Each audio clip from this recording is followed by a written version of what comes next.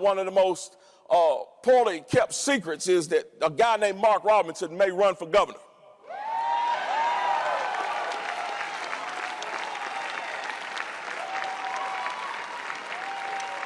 And I got all kind of people that want me to do that. And I got all kind of people that don't want me to do it and want to stand up and try to stop me. But here it is. I know one thing, that God, like I said, is in control. And what he has for me, no man can stop. And I'm not saying that I'm ordained to be the governor. But if it's his will for me to be, it will be. And no one can stop it. But I don't know if that's his will or not. But I can tell you this.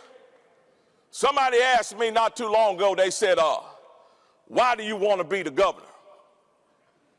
And I looked at them and I told them what I believed in. But I never answered the question. But I got in my car on the way home and I thought about it and I said, well, why do I want to be governor? Then I thought about it real deep and I came to a conclusion. I don't want to be the governor. Then I thought about it even deeper and said, you know, I didn't even want to be lieutenant governor. Now I want you to think about what I just said. I said, I don't want to be the governor. You see, that is the problem in that statement. The problem in that statement is want. We have too many people who decide to run for office because they want to be something.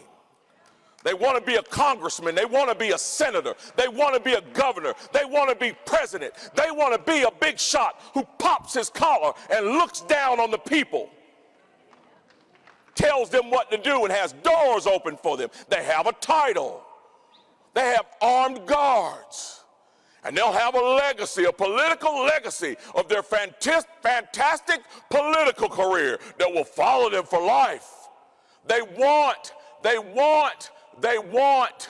Let me tell you something about want. Want is not what is standing in front of you. When I say I don't want to be governor, this is how I describe it. I want you to go back in your mind. Go back to June the 6th, 1944. Go back to the English Channel.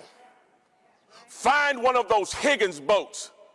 And in that Higgins boat, you'll find a young man probably from Bedford, Virginia, a member of the 116th Infantry, 29th Infantry, that is about to attack Omaha Beach. The toughest fight of that day would take place on that beach.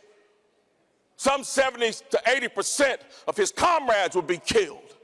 I want you to go back in your mind and I want you to ask that young man, why did you come here to this place? Why did you want to join the army and come here to this place? Why did you want to watch your friends be slaughtered? Why do you want these Germans shooting at you? Why do you want to leave your family and friends behind, possibly to never see them again?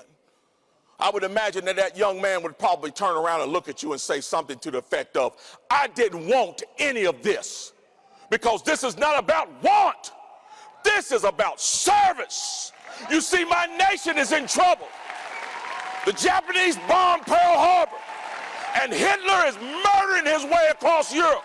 I cannot sit at home and watch this world burn and have my nation in trouble. It's time for me to stand up and serve up to and including giving my life if necessary. This is not about want. It's about service. And the people in D.C. need to hear it. You're not there to serve yourself and your self-interest.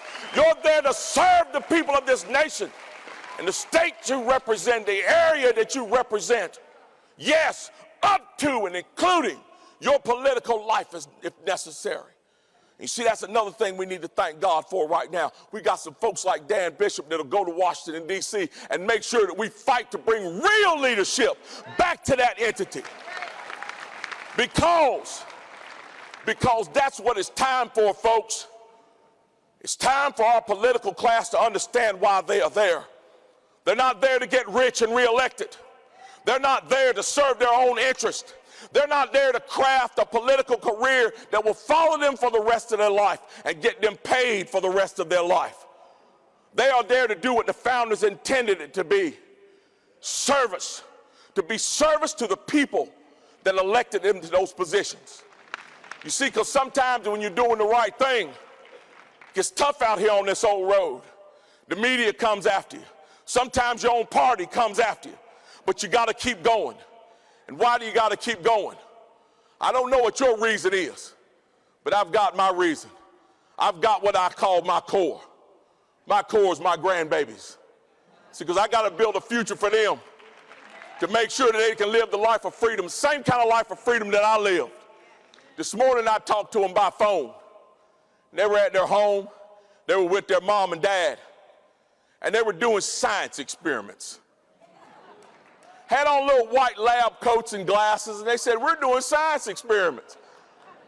And I looked at them in those lab coats, and they said they were scientists, and I looked at them and I said, wow, they're already better scientists than Dr. Fauci is.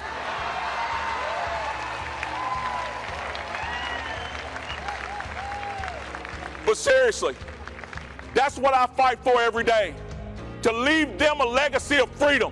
I don't need a legacy of a political career. I need to leave a legacy of freedom for the people that I serve, and that's exactly what I intend to do. God bless you all.